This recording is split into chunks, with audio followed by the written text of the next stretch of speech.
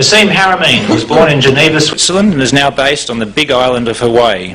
From as early as 9 years old, he was developing the basis for a unified hyperdimensional theory of matter and energy, which he eventually called the hollow fractographic universe theory. He has spent most of his life researching the fundamental geometry of hyperspace. Combining this knowledge with a keen observation of nature, Naasim discovered a specific geometric array that is fundamental to creation. His unification theory, known as the Harmine-Rauscher metric, is a new solution to Einstein's field equations that incorporate torque and the Coriolis effects. Together with his recent paper, The Schwarzschild Proton, his theory lays down the basis of what could be a fundamental change in our current understanding of physics and consciousness. In the past 20 years, Naasim has directed research teams of physicists, electrical engineers, mathematicians and other scientists. And he's been giving lectures and seminars for over 10 years. He's founded a non-profit organisation called the Resonance Project Foundation, where as Director of Research he continues exploring unification principles and their implications. The foundation is actively developing a research park in Hawaii which combines science, sustainability and green technology. It's a great pleasure to have Naasim here. Where'd he go? There he is. First time in Australia at a Nexus conference. Please give him a big warm welcome, Naasim Haramain. Thank you. Thanks for having me. It's great to be here. Thank you so much. I thought there was going to be translation into Australian, so, you know, I haven't practiced but good day, mate. Not bad. I'm getting there. All right. Today we're going to learn a little bit about the Schwarzschild Proton. This is a paper I just published last year, and it won an award in Europe, which is good. I was surprised. The director of the conference came up to me. He's like, in the middle of the conference, I thought I was going to get kicked out of the conference, and, you know, because it was a pretty radical paper. It was an invited paper, so I thought, oh, I can go radical because, you know, they can't refuse it if it's invited. And, you know, he took me aside in the middle of a conference, and it was in Belgium at the math department, and I thought, that's it, you know, here it goes, you know. And he's like, I noticed on your schedule that you're leaving before the award presentation, and I thought, oh, yeah, you know, I had like set it up on purpose that way because, you know, it's like, I'm sure I'm not going to be part of that. And he goes, we'd like you to stay. I'm like, why? And he's like, well, you won the best paper award for physics. I'm like, really? Wow, we live in a new paradigm. And, you know, why was I thinking this was radical? Well, you'll see why. And I'm just going to go through it a little bit, and please don't panic, but we're going to do a little bit of math. It won't hurt. It's only going to hurt momentarily, but then it's okay, you know. It's not permanent damage. This really started when I was about 9 years old, and I went to my first geometry class at school. It was, you know, I was not doing so well at school because I had all these esoteric experiences, and I, you know, lived in a world in which, you know, I was interacting with all sorts of things and all sorts of worlds out there, and I was more interested in that than what the teacher was saying. So most of the time I didn't pay much attention, so I didn't, you know, I wasn't doing so well. And when the teacher went to the blackboard that morning and said, today we're going to have our first lesson in geometry, and the first lesson in geometry is dimensions, I was like, oh, adults know about other dimensions? I was like so excited, and then I got so disappointed. Because the teacher went to the blackboard and made a little dot like this and said, this is dimension 0 and it doesn't exist. And I was like, oh, this is not gonna go well. I knew from that moment on I was gonna fail that class. Because I was way back, you know, I was always nearest the door. and I could see the dot. So if I could see the dot, how is it that it didn't exist? And then the teacher did something remarkable. He put a bunch of dots together, made a line, and said this is dimension 1, and it doesn't exist either, because it still doesn't enclose volume.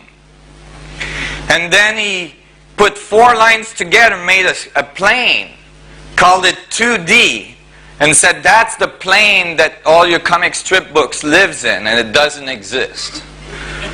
And I could see, like, the kids were crushed, you know. They were like, what? And then he did something miraculous. This is the equivalent of the, you know, miraculous Big Bang, you know. He did something miraculous. He took 6 of these planes, put them together to make a cube, called it dimension 3, and said, this one exists. And I was like, huh? How did that happen? You know, because I don't care if you put 100 million non-existing planes together, you don't get existence, right? If the dot that doesn't exist, right, makes the line that doesn't exist, makes a plane that doesn't exist, you don't get existence. You get non-existence to the 4th.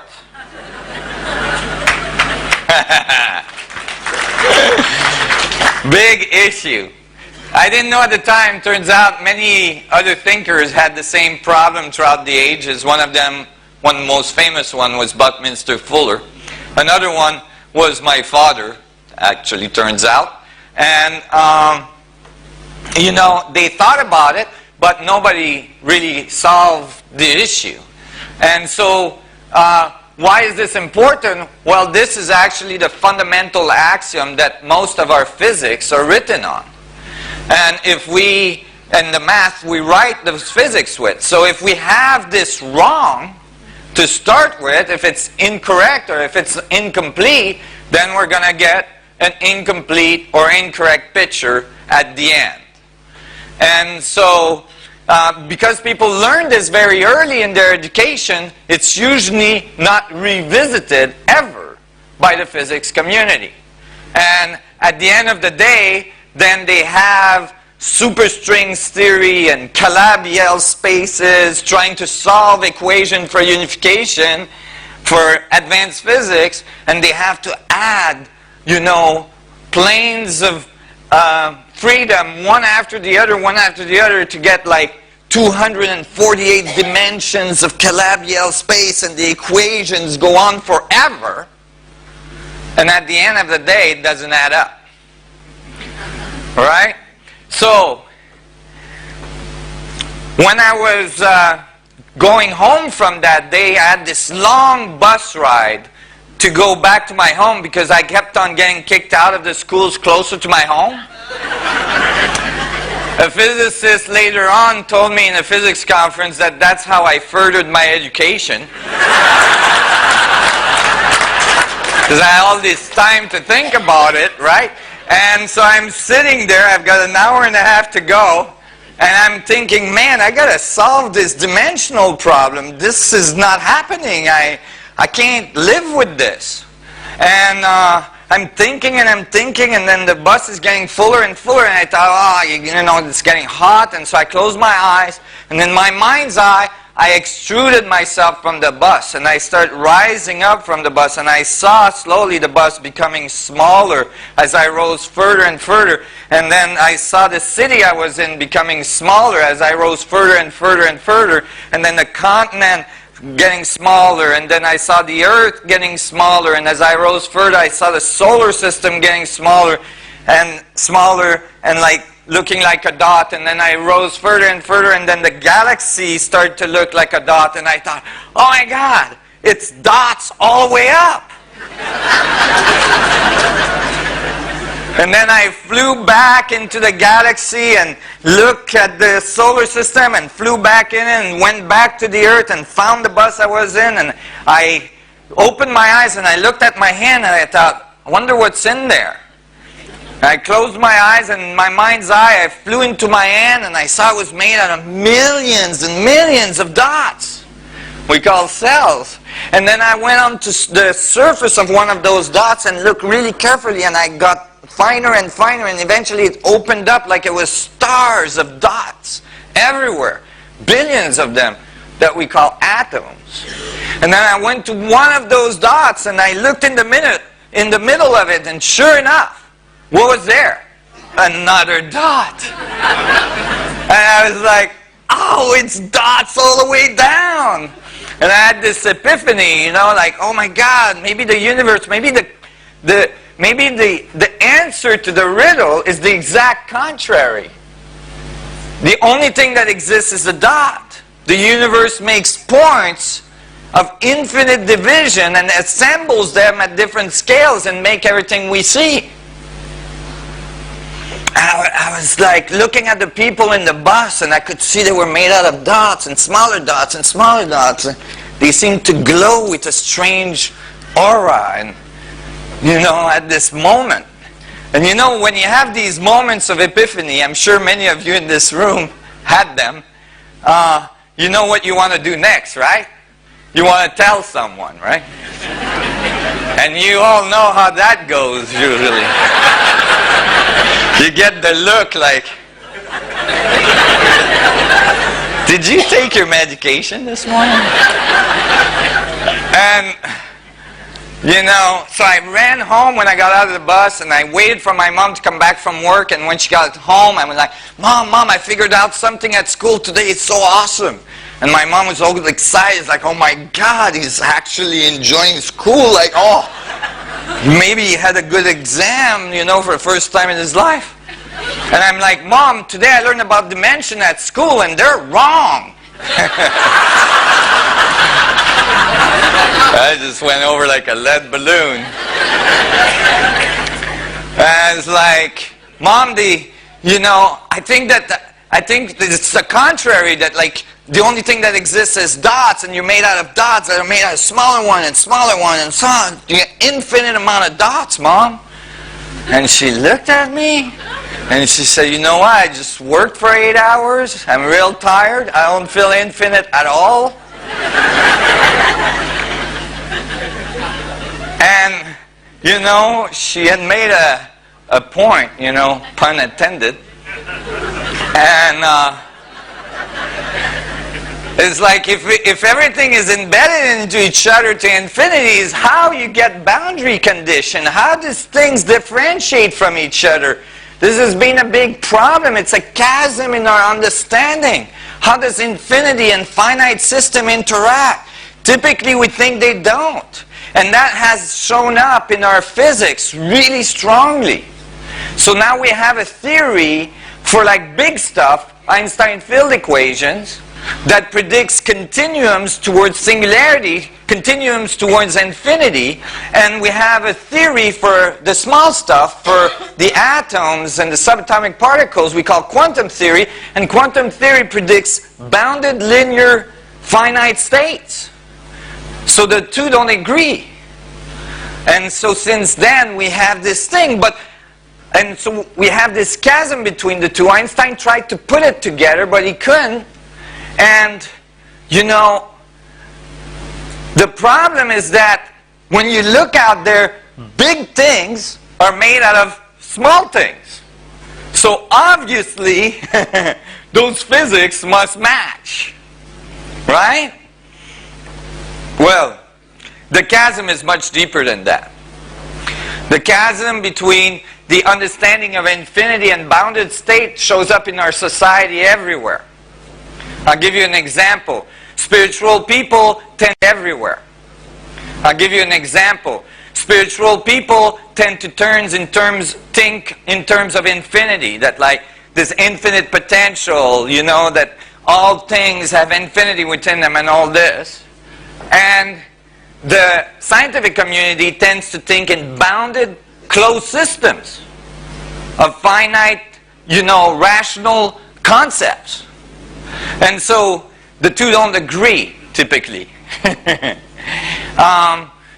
chasm even goes deeper. I think the deepest of that chasm is the difference between female and male. Women typically think in terms of continuum, in terms of curvature to infinity, like infinite possibility. Everything is okay, honey, right? And man thinks, in general, have a tendency to think in bounded state, you know, finite, highly logical systems. And the two can, in some cases, not agree. Statistics on divorce can support that statement, right?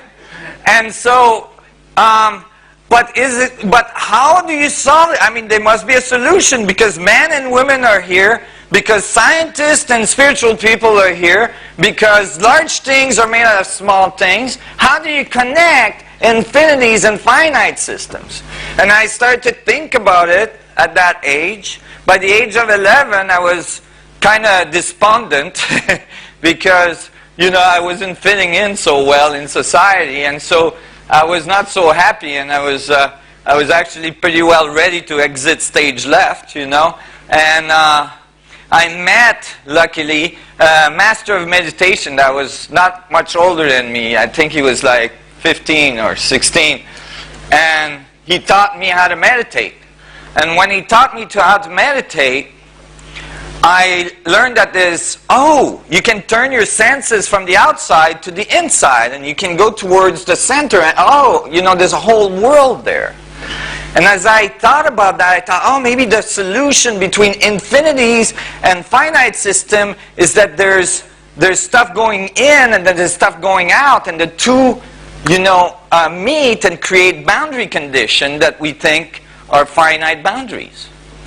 And so I start to extrapolate on that, and later on I realized that there is a simple geometric solution to the riddle. So in a simple geometric solution here, I'm going to prove to you that infinities and finite system are absolutely related. Actually, one cannot exist without the other. And so we'll make a boundary. We'll call it a finite boundary. This is a circle, and it encloses a certain volume, right? It could be a sphere in the space, so don't reduce it necessarily to a circle. And then inside it, we're going to put an equilateral triangle. Now, that triangle in a sphere could be a tetrahedron. Everybody knows what a tetrahedron is? It's one of these, right? And we can polarize that tetrahedron because the universe has spin. Things spins in the universe, and when there's spin, there's polarity. So it's okay, you can polarize it. So you can polarize the triangle. And interestingly, right away, you got an ancient symbol that you can find in many, many different cultures all around the world, although it's best known by the Jewish culture as the Star of David or the Star of Zion. Well, if you look carefully, you find that as soon as I polarized the first tetrahedron, I created new boundaries that have the exact same geometry that I started with. Except these boundaries are one step smaller, right? They're one gradient or one iteration smaller.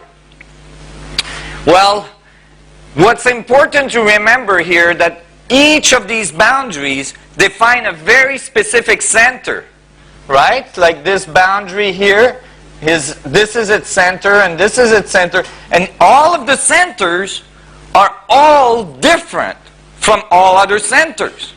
That means that each of the boundary, although they are part of a similar geometry that is interactive with each other, meaning one cannot exist without the other ones, they all have their own very specific coordinates in space-time, and they observe the rest of the fractal structure from its own very specific point of view that no other boundary in the system has.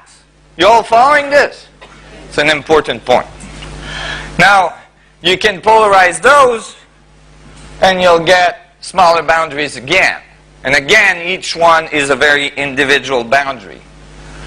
And you polarize those, you get smaller ones, And you know, you can go to infinity doing that. So if I had this program running on my computer, it could keep zooming in and making more boundary and zooming in and making more boundaries, and it would go to infinity.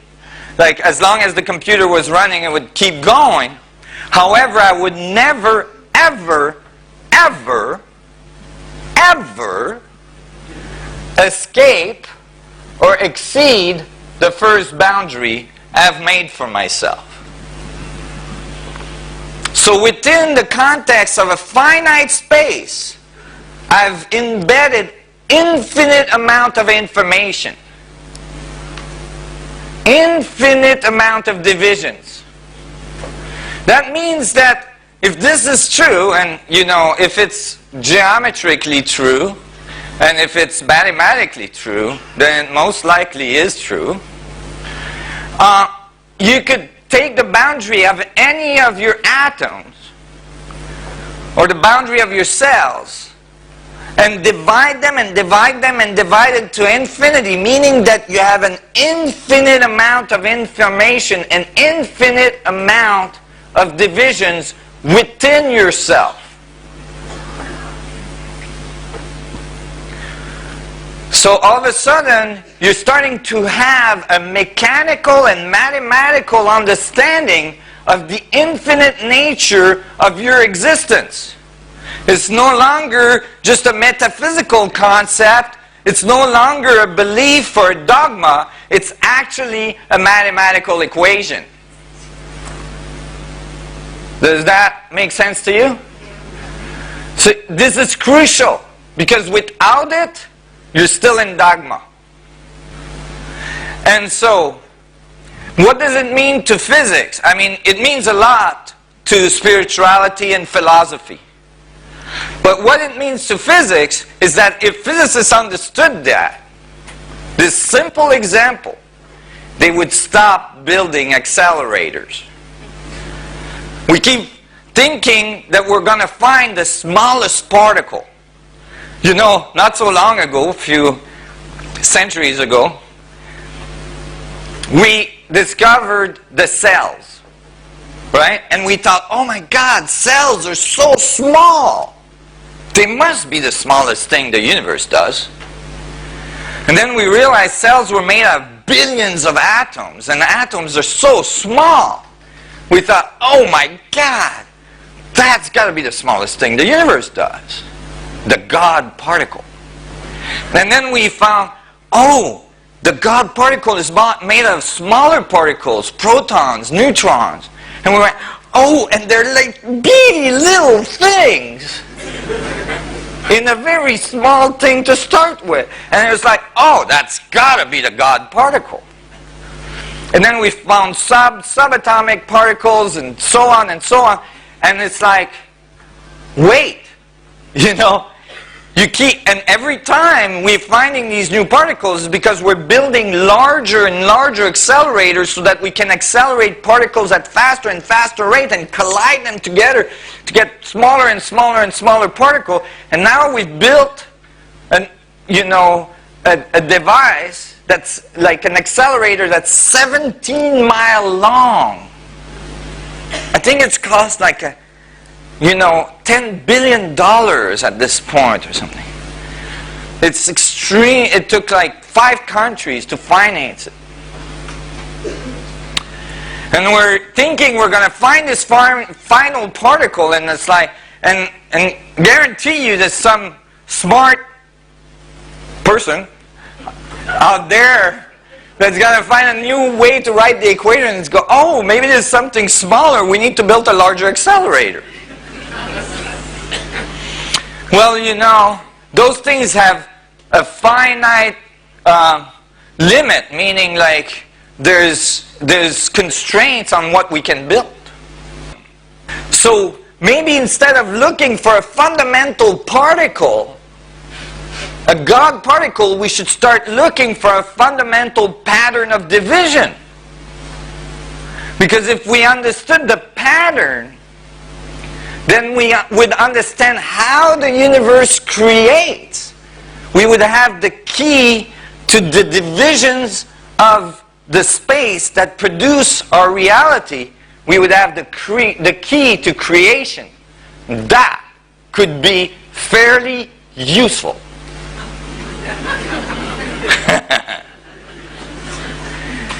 And so I started to think about that, and I was like, wait, let's ask a fundamental question. If you were asked to point at something in the universe that connects all things, what would you point at? What would it be? If you had all the universe, everything you see, and I asked you, find me something that connects all things, because you hear that a lot in the spiritual world, and you know, from masters that in ancient times and so on, that everything's one, right? But how? If you don't tell me how, then it's just a concept. It's just a dogma. You got to tell me, how is that possible that everything is connected? Like, you got to explain that to me. Consciousness. Well, that if you say consciousness, you haven't explained anything, because probably every person in this room has a different definition of consciousness. So, what would it be? Space. Very good. Very good. Space is everywhere. It's between galaxies, it's between universes most likely. It's between stars, it's between planets. And at the atomic level, the space is extremely high. Atomic structure, all of your reality is built out of 99.999999% space. So everything you say is so solid, is so real, that you think of as your reality is actually mostly space. And it's oscillating, and the oscillations interact, and did you know that you actually haven't touched anything at any time, anywhere? Nothing touches? Nothing? The densest atom is like, a molecule is a diamond molecule. If you grew one of the atom in that molecule, the other one would be 2 football fields away if the one you grew was the size of an orange. That's how much space there is in between them, and then the space inside the atom is 99.99999%. So maybe we should pay attention to the largest percentage instead of the smallest percentage. We spend a lot of time paying attention to the 0.0000001% that we call matter, and we spend very little time paying attention and trying to understand the 99.999999% of the space. So maybe instead of matter defining the space, maybe it's space that defines matter. And I start to realize that. Do you all following me? This is a fundamental change in consciousness, to actually go in the world and first of all realize that you're mostly space, and that maybe the space is defining you instead of you defining it. So it was many years of studies in physics. Many years of studies in physics, some 15 years, and I did most of my studies independently because I didn't want to have to answer to anybody about the way I thought and what I wanted to think. And I had to finance it independently, so I actually lived in a van for almost 5 years at one point, so I didn't have to pay rent, and I could just study and study and study. Most of the people that write physics at that level, meaning most people that write physics in unification theory are usually in their 70s, 80s, because it takes a long time to learn enough physics to get to that level. But because I was inhibited by, having courses that didn't, go in the direction I wanted to go, or having to do exams and all this stuff, I was able to move very rapidly. Eventually, I got my first sponsor that took me out, literally, of my van. The deal with him was that I had to agree to go to physics conference. And, I wasn't so keen on that because I already had a bunch of run-ins with the physicists, and, I wasn't so excited to put myself in front, with like a big bullseye on my head. And so... But he dragged me there, and so this was a private conference, and I went there with this book called Gravitation. Gravitation is like the Bible of relativistic equation, Einstein field equations, and it's written by giants of physics, Wheeler, Thorne, and Mesner. It's thought to be the Bible of relativistic physics, and it's called Gravitation because you can see it's quite thick. So when you pick it up, you know everything you need to know about gravity. And I was at this conference and I kept on asking annoying question. Why annoying? Because in advanced physics conference, usually you don't ask question that has to do with fundamental physics. Everybody there is supposed to have accepted fundamental physics, learned them a long time ago. They don't want to revisit it. You're supposed to be in like, 11-fold geometry of Calabi-Yau space, string theory, all this stuff is happening, really complex equation, and I kept on asking basic questions.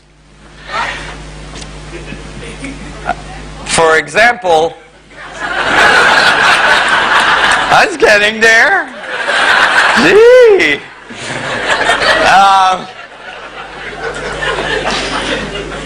At one point, I pulled out my gravitation and I opened it on page 719, and I said, so if I understand well from all the equations that we've been studying, the universe model that we have today resembles a balloon, and this is actually the example they give you in physics text. And it's a balloon that's expanding that has pennies glued to it. And the pennies are representing galaxies, and as the balloon expands, the galaxies move away from each other. And everybody's like, yes, Naasim, that's correct. And I said, well, the part I'm missing, I'm sure I missed it. I'm sure, you guys can point me out to it and I'll just shut up from there on.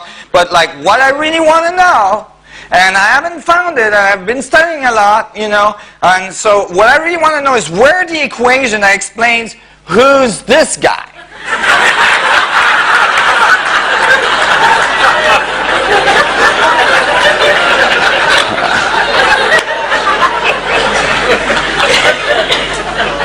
And the whole room, I got a different, response.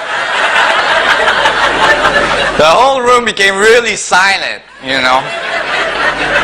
I always remember there was a student, a PhD student there, and he went like, was drinking his coffee. And I could see the director of the physics department there started to sweat a little bit, and I think he thought I was going to say the word God in the physics department, it's like, oh man, please, not in front of my students. And so I said, hey, let's draw the rest of the guy, and notice that when the balloon expands, yes, the lungs must contract. For every action, there's an equal and opposite reaction. That's, not being accounted for in our current physics. All of our physics today are based on expansion, explosion.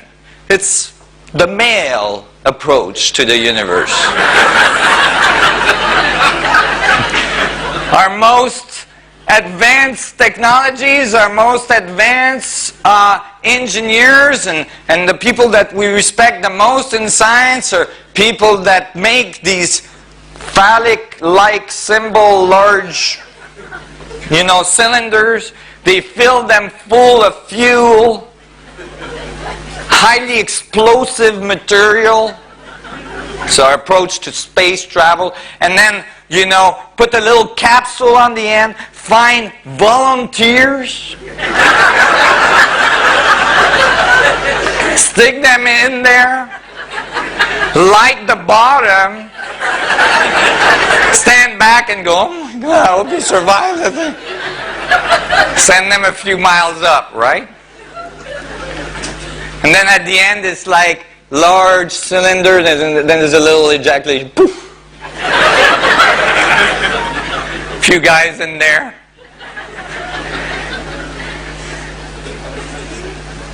We put fuel in our cars, we explode the fuel, we push a piston down, our car gets going.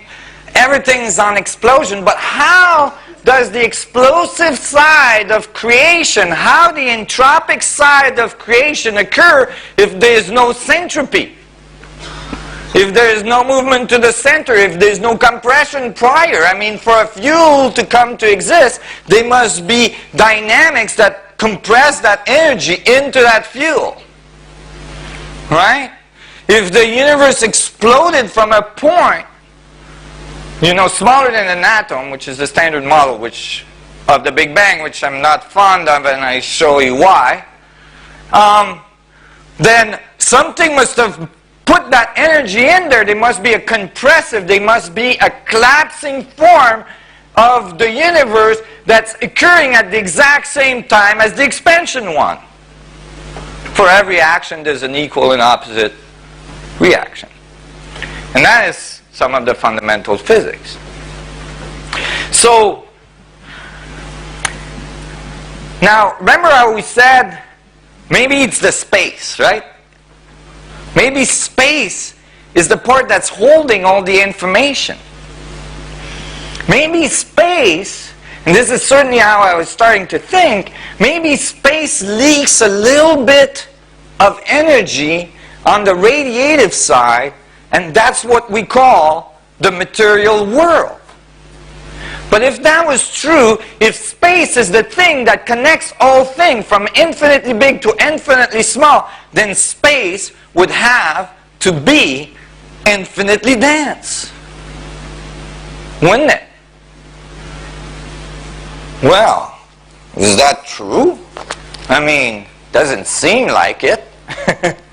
So I started to study more. And then I realized, and certainly at the time, now it's becoming more known, more popular, but at the time, something very, very dramatic had been swept under the carpet by physicists. That is that when we start looking at the quantum level, at the space inside the atom, that space is not empty, but is fluctuating at really, really high velocity, at really, really high density, like a lot of energy. It's not empty at all, it's a lot of vibration.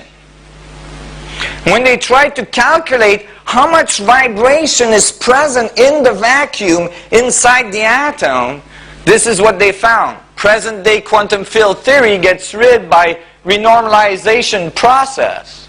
Renormalization, that's what they tried to do to me at school. Process of an energy density in the vacuum that would formerly be infinite. Let me say that again. An energy density in the vacuum that would formerly be infinite if not removed by renormalization. Right.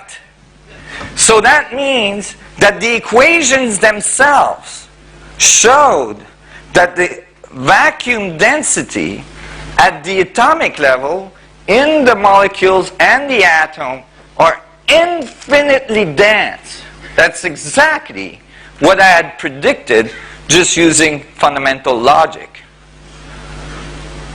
You all following this? Space is not empty, it's infinitely dense.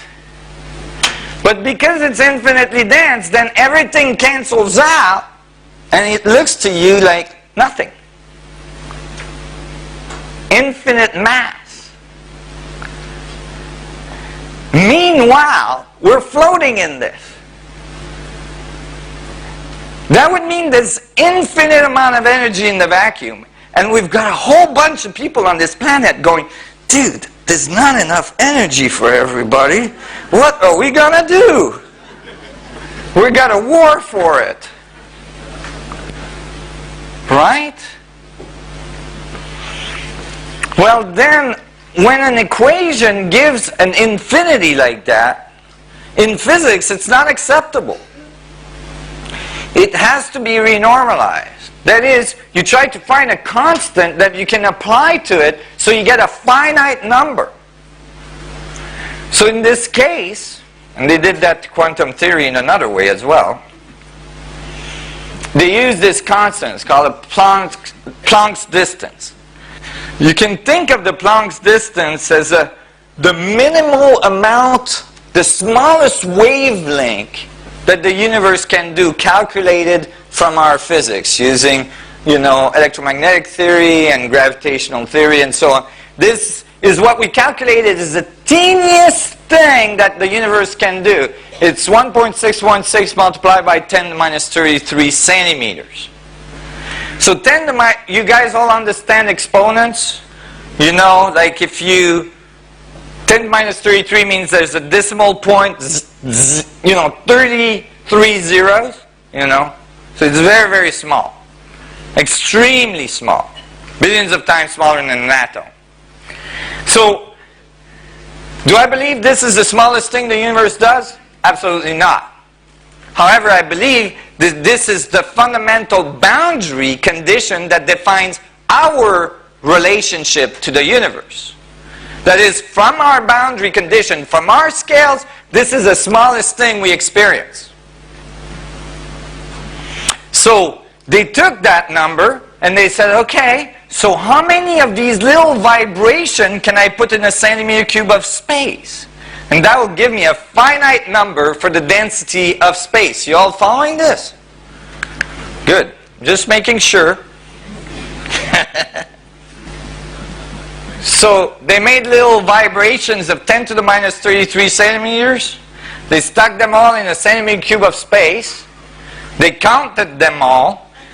And since, for a vibrational rate, you can get a mass, how much it weighs. The mass of the Planck's distance is 10 to the minus 5 grams. Then they added all the mass and got a density equation for the density of the vacuum. You all followed this?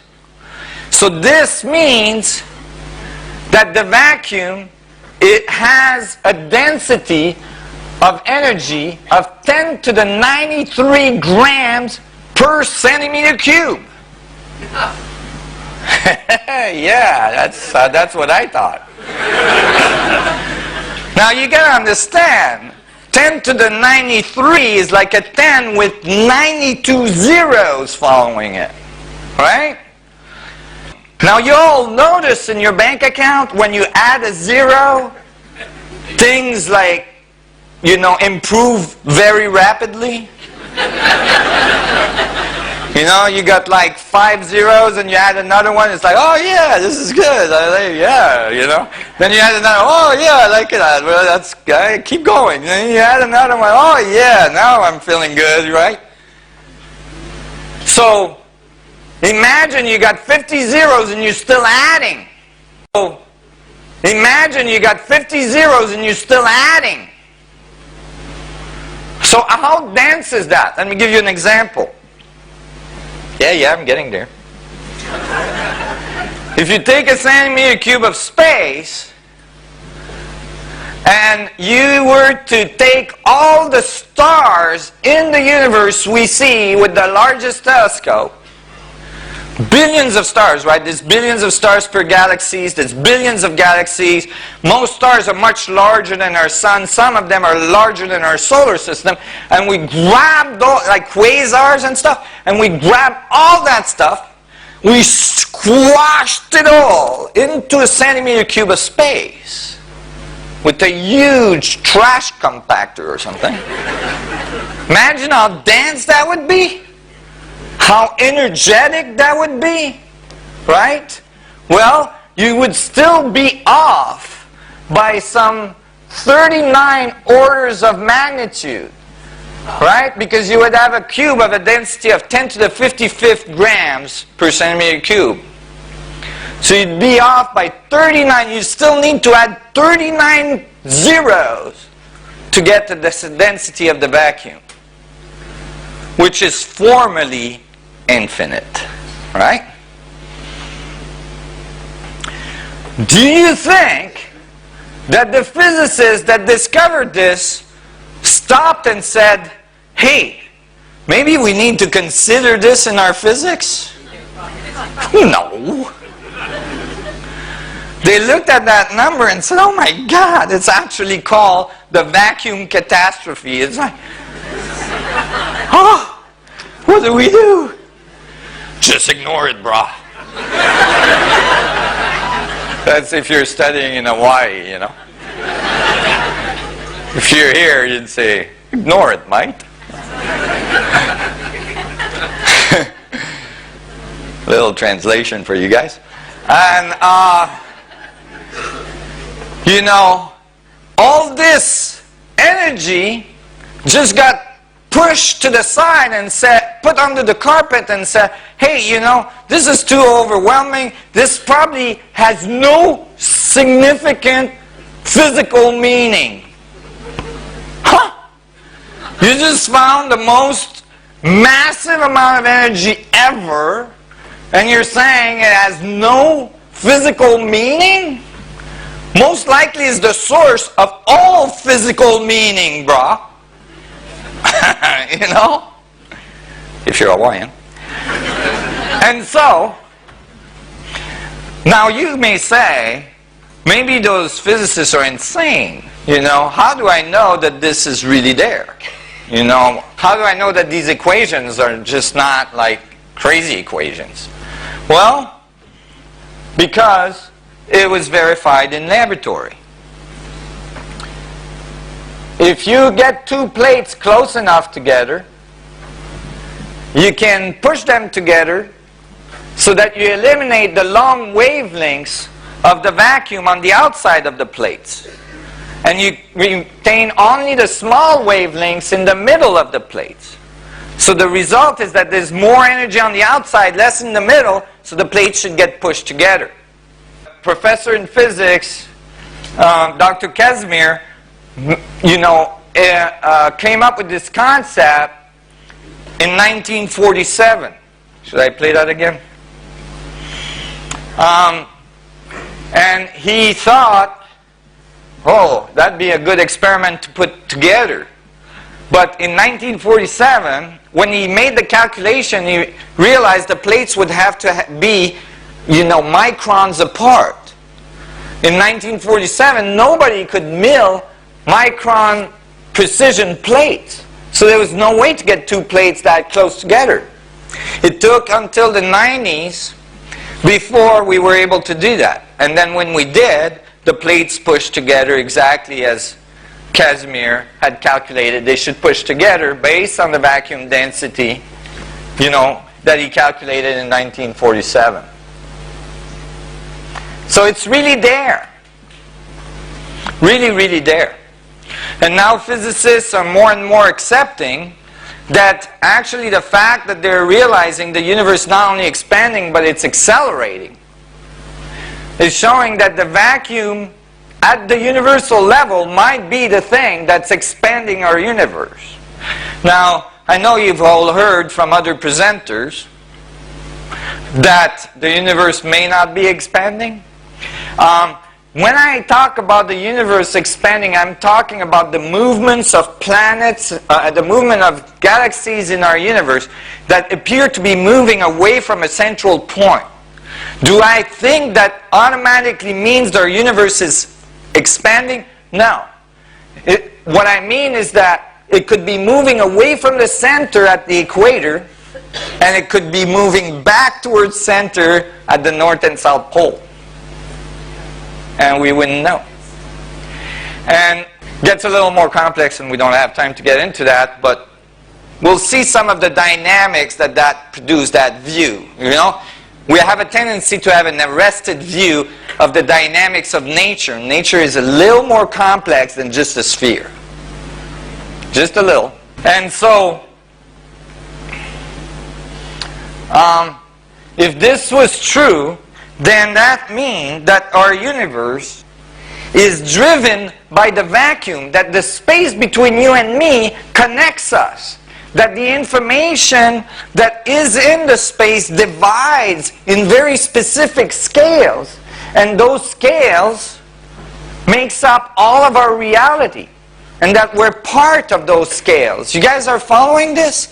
Instead of matter being some kind of entity that comes out of nowhere, matter is just the result of the division of the structure of space itself.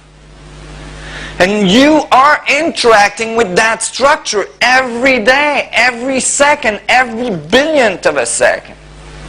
We know that all the electrons and positrons in your atoms are going appear, disappear, appear, disappear, appear, disappear in the vacuum.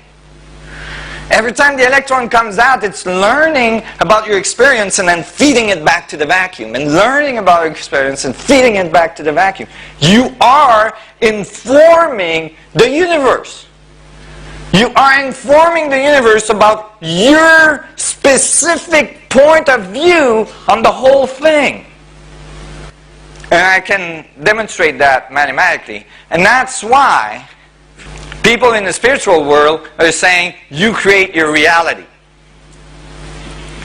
Okay? The part that's missing in that statement is the other part of the feedback loop.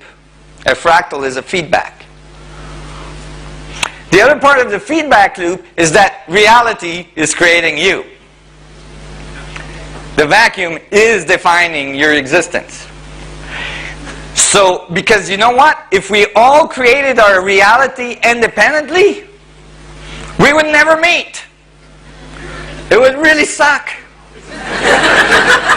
We'd all be alone in our own little universe we created going, where did everybody go?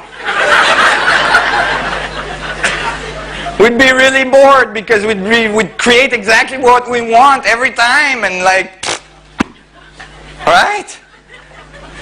And so, but that's not what's happening. You're feeding information to the vacuum, and since the vacuum connects us all, it has the information of everybody in it, and it's feeding you back an experience, right, that's in coordination with everything else. So that there's a consensus reality.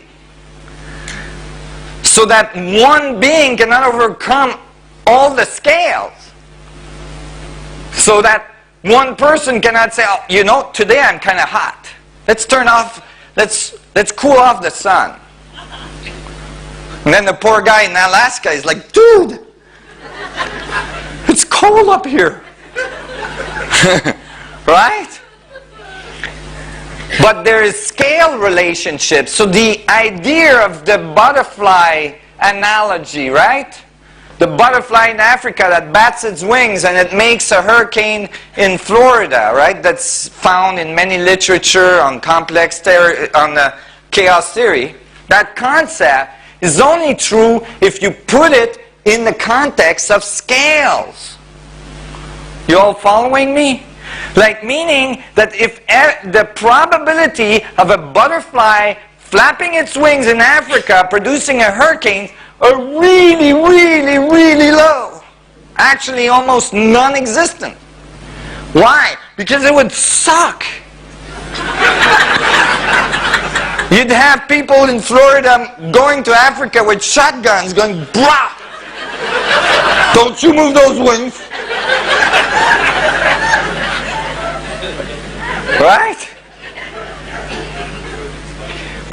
if you have millions of butterflies all moving their wings at the same time, now you got something going. Right? So the morphogenic field, we're all connected. If we're going to move forward, we got to bring enough oomph to the system so that it can modify. Right? This is actually why I talk to people. Right? We have to move together. It is a consensus reality. And it's really important for people to understand that, because then, first of all, you take responsibility in what you're feeding the vacuum. But as well, you realize that if it's not all going exactly how you want it to go, is because you're embedded in a morphogenic field and you're interacting with all the stuff that's going on in it. You all following that? So, be kind to yourself. So these scales, if this was true, then when I started to collaborate with Dr. Rauscher, which was one of the only physicists that would actually work with me. I'm just kidding. Somewhat. And she was retired. She didn't have anything to lose. So,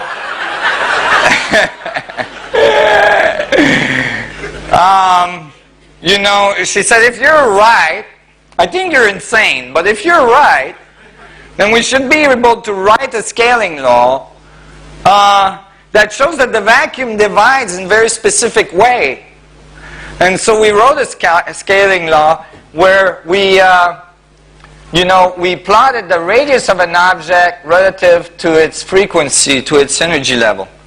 And we plotted all the things in the universe on it, that, the large things and the small things. And we started with the universal size. Now, I just want to let you know, if you take the size of our universe and you put all the mass we see in the universe, which is 10 to the 55th grams, right, in it, our universe obeys the condition of a black hole. That is, there's too much mass for light to escape it. We know since Einstein that light gets curved by gravitational fields. We were able to show that with stars that are behind the sun that appears to be beside the sun just because the light is curving. And so if you shine a laser at night, the laser is going out and is being curved by the sun a little bit. And it's going to get curved by another star a little bit, and another star, and another star, and another star, and it's not going to come out. It's got too much mass in our universe. We live inside a black hole. This is why it's black at night. Another story. And why is that? Well, because remember, if it's division to infinity and each division has mass, then everything must be a little singularity of infinite density. Everything must be a little black hole. Every atom you're made of. So when I made this calculation, I was very happy to see that that matched. The mass of the universe to its radius gives the exact equation for a black hole density. And then I looked at quasars and galactic centers, and I plotted those, so their energy level to their radius, and they started lining up. And then I plotted stellar object, and it lined up too. Now there's nothing in cosmology that would predict that this should happen. And then I plotted the atom. So now that's a big jump from the sun to the atom, right, across quantum theory. And sure enough, the atom showed up along that line, and this is the Planck's distance. So everything lined up along that line, and this is the Planck's distance. So everything lined up nicely. And then I looked at the biological entity and found that microtubules, which are little structures that makes up your cell's boundary, okay, oscillate at 10 to the 11 to 10 to the 14 hertz, and when you plot their size, it almost bisects perfectly this, continuous line from universal size, the size of the universe, to billions of times smaller than an atom, everything lined up, including biology, which is you. You are in that mechanism. You are part of this conduit of information of the vacuum that goes from infinitely big to infinitely small through you. And as it passes through you, it picks up your specific interpretation of the universe and feeds it to the infinity of all things, so that your participation is counted. Do you start to get a sense of your responsibility? And so there, we start to feel that connection to all of the scales. But how do we get that feeling of that connection? Just a little side note on philosophy. We get that feeling of connection not by trying to connect with infinitely big. People say, I can't visualize that. Well, that's because your senses are fairly limited. But you have the infinitely small within you. So through that direction, you can connect to infinity. This is why most of the masters that have walked the earth have said, go within. The kingdom of heaven is within. The Buddha is within everything. The Bindu point is within everything. And it's your connection to all knowledge. Right? Right.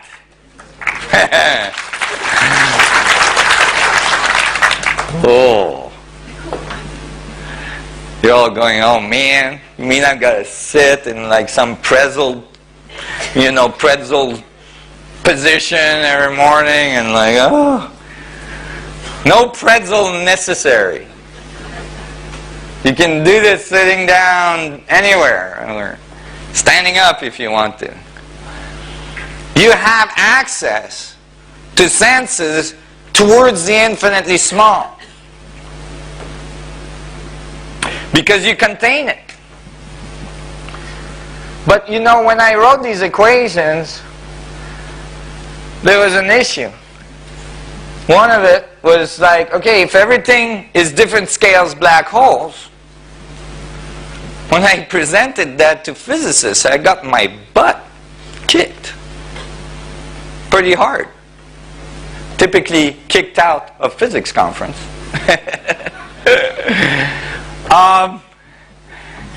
Why? Because, I've got an atom in there that I'm saying is a black hole. Is the atom really a black hole? And that brings us to that paper I just published that's so controversial. And I assure you, I'm still dodging plenty of tomatoes and rotten eggs. Right? That paper is called a Schwarzschild proton, and it's kind of a bombshell. In very simple mechanical equations that I'm going to show you right now, I prove that the atom is a mini black hole. And how did I do that? Well, I looked at it this way. I said, I'm not going to do like everybody else and ignore the density of the vacuum. Okay? I'm not going to ignore the most intense, the most energetic, probably the source of everything, thing that we found in physics. So I said, inside a proton volume, right? The proton is like, let's say you have a simple hydrogen atom, you have a little proton, is the nucleus of the atom. It's very, very tiny in the middle. I said, inside there, how much volume is there? And so I calculated the volume of a proton. It's 10 to minus 39. Depending on which radius you take, it's an approximation. 10 to the minus 39 centimeter cube. And I said, how much of this energy that's in the vacuum is still present inside the teeny weeny beady proton? And I made the calculation, which is pretty straightforward. And the result is 10 to the 55th grams within a proton volume. There's still 10 to the 55th grams inside the volume of a proton. Where did we see that number? The mass of the universe. The mass of the universe. Now remember our assumption, remember our statement? The vacuum connects all things. If that was true, that would mean that you'd expect all the information of every proton in our universe to be present in each one of them. And that's exactly how the math came out. Isn't that cool?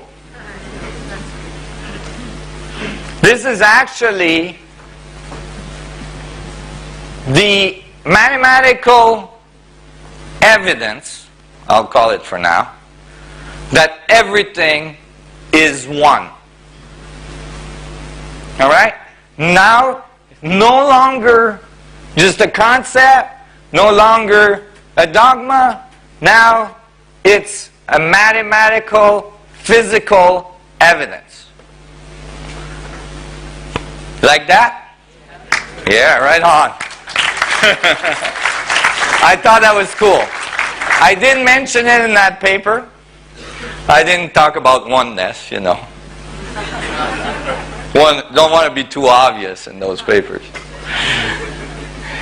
I said, oh, you know, this number is evidence that all protons are entangled. Right? You know? If you use physics terms, then they'll listen. And so,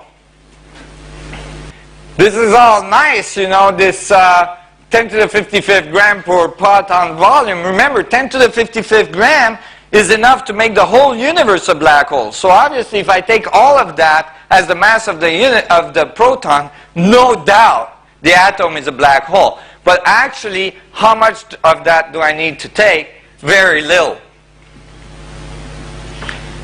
In fact, if I only use 10 to the minus 39%, a very teeny, weeny, beady little amount of 10 to the 55th grams of energy, the proton becomes a black hole. The atom is a black hole. And so in this paper, in some ways, you could say that I'm saying that the vacuum is feeding all atoms. That the material world is basically 10 to the minus 39% of the energy of the vacuum. It's just a little beady weedy leak, teeny weeny leak of the vacuum. And it makes up the material world. You all followed this? So imagine if we tap this energy that's in space everywhere, we don't even need to tap anywhere close to 10 to the minus 39% of it. You know, if we tap if we cohere that energy, get it to work with us just a little bit, just a teeny weeny bit, we produce enough power to power our whole planet for thousands and thousands of years.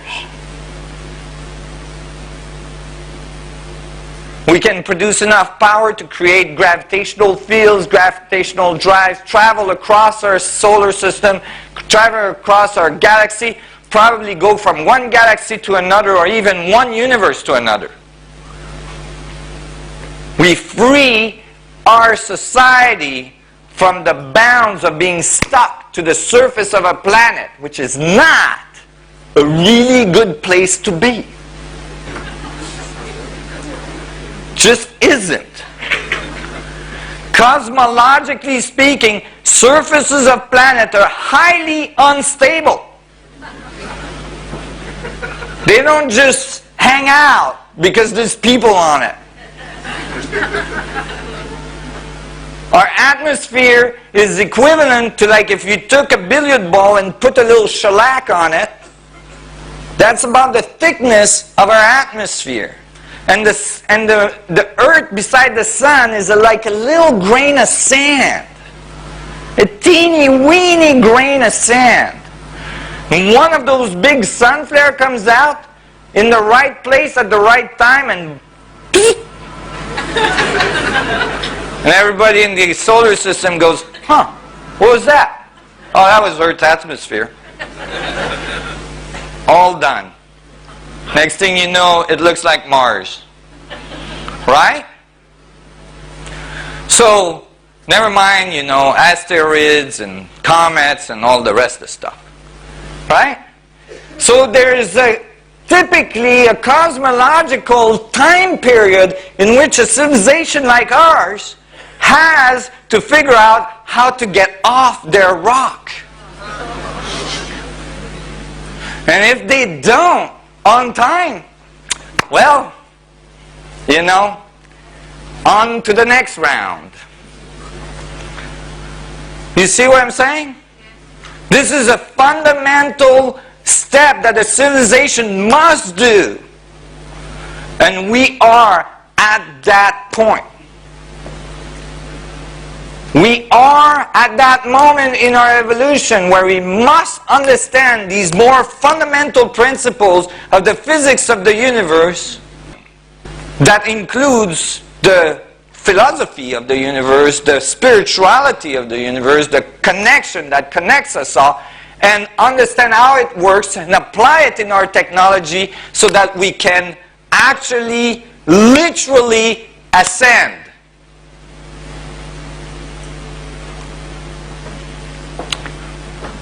So, after all this rant, if I use 10 to the minus 39% the mass of the mass of the vacuum to make the atom an any black hole, all of a sudden my atom is a heck of a lot heavier than the atom that's measured in laboratory. So the mainstream is really not happy with that. You can imagine. In fact, my atom is 10 to the 39 orders of magnitude larger than the standard proton. So, you know, you would think, oh my God, it's got to be wrong, right? 10 to the 39 orders of magnitude wrong. Right? Well, the first thing I did, I said, well, if I'm that wrong, this, you know, it shouldn't work in a scale. So I took a scaling law. This time I took the mass against the radius, and I put all the objects in the universe I could find. You know, universe, this is the Planck's mass, the Planck's distance, and then, you know, galaxies, quasars, the sun, the earth, pulsars, and this is the Schwarzschild proton, this is the black hole proton, and this is the standard model proton. So, you know, this is straight off data. This is not really debatable. Obviously, this data point is in the wrong place. Why is that? It's because our way of measuring the mass of the proton, and just so you know, in physics, mass has not been defined. They don't tell you where it comes from. Right? Is to knock the proton out by shooting particles at it. And then it pops out of the atom, and then we make a measurement, and we assume that the proton was the same mass when it was in there. Well, you know, when you've disturbed the system, you probably don't get the right data. It's the same thing in you probably don't get the right data. It's the same thing in biology. You know, we want to study cells, so what do? We freeze them with liquid nitrogen. And then we shear them open. Now, they're not alive anymore, you know. And then we look with an electron microscope, and oh wow, you know, DNA is a big mess in there. We're probably not getting the right data. And so, why is it that, I just want to make a point, that this excess mass is because it's actually in the mainstream theory, it's just they don't know about it. And the reason why is because when they found two protons, they said, oh my God, protons are positively charged, so they should repel each other inside the nuclei, like two magnets would repel each other if they have the same charge, right? You're all following this? Well, when they found this, they said, oh, you know, gravity couldn't squeeze them that hard. There must be some unknown force.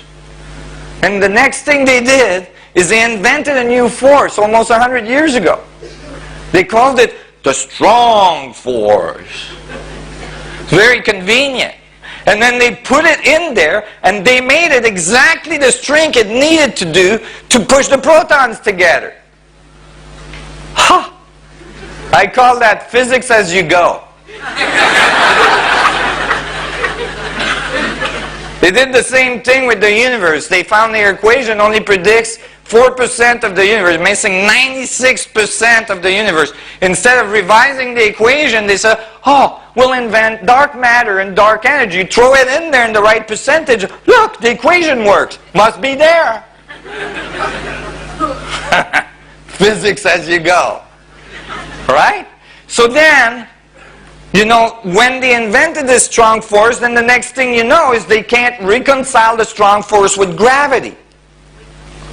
They can't put the two together. Right? So now they have this big dilemma, and now they keep adding dimensions to try to make it work. You know? It ain't gonna work because the strong force does not exist. It's a figment of our imagination. It's gravity acting at the atomic level. You're dealing with mini black holes. That's why the electron spins at near the speed of light. Right? So, if you take two of these protons, little black hole protons, and you calculate their strength, I'm going to spare you the equations. Although you could easily follow them because they're simple. The force between two black hole protons is very large, so it can overcome the repulsion. But then you calculate how fast two protons like that with that force would rotate around each other. And you find that you know, they rotate at very high speed, 10 to the 32 centimeters per second square, very rapidly. And then you calculate, that was their acceleration, you calculate their velocity, and v turns out to equal 2.9 multiplied by 10 to the 10 centimeters per second. Anybody recognize that number? Very good. The speed of light. V equals c. So now, these little protons at the center of the atom are not only infinitely dense, but they're spinning at near the speed of light. They're spinning at very high velocity, near the speed of light. So you know all these masters that walked around saying, you are light? They meant it. Can you like visualize yourself? Can you sense yourself? Can you sense your atoms as mini black holes spinning near the speed of light? This is how dynamic you are. This is how energetic you are. It's an amazing thing. You're transferring information to the universe and back at the speed of light. You're flickering really, really quickly. Push the vacuum, to the vacuum, back out, to the vacuum, back out, to the vacuum, back out. So who are you when you're the vacuum? Have you explored your vacuum self? You know, please don't talk to your shrink about this because it might put you some nasty drugs, you know. Bro, you're bipolar. Yes, I am. I'm sorry about that. Half the time I'm the vacuum.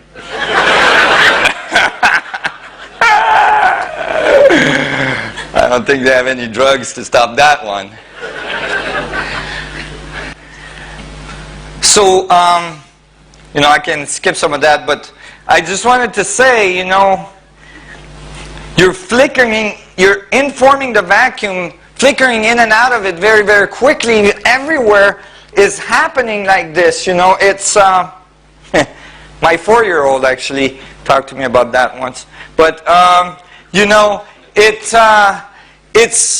really a remarkable thing, and it's really important to become aware of this interaction. And when it's happening, you start to realize that maybe linear motion is not quite what we think it is. What I mean by that is that if we live in a fractal universe of infinite division, from infinitely big to infinitely small, then movement from point A to point B is quite different than what we assume it is. Okay? You can start to look at your hand and say, okay, my hand is going from point A to point B. And I'm going to calculate how fast it did that. Well, you know, if you close the box around your hand, then you can do it. But if you realize that it's all embedded to infinity, then you'd say, well, while my hand was going from A to B, the Earth was rotating. So I got to add that speed. And then while that was happening, the Earth was rotating, then the Sun, it was rotating around the Sun. So I got to add that speed. And then as it rotated around the Sun was moving through the galaxy. So I got to add that speed. So you know, your hand is now moving at millions of miles per second, you know. And then like, you know, you keep adding because this galaxy is in a supercluster, which is in a in a cluster, which is in a supercluster, and so on.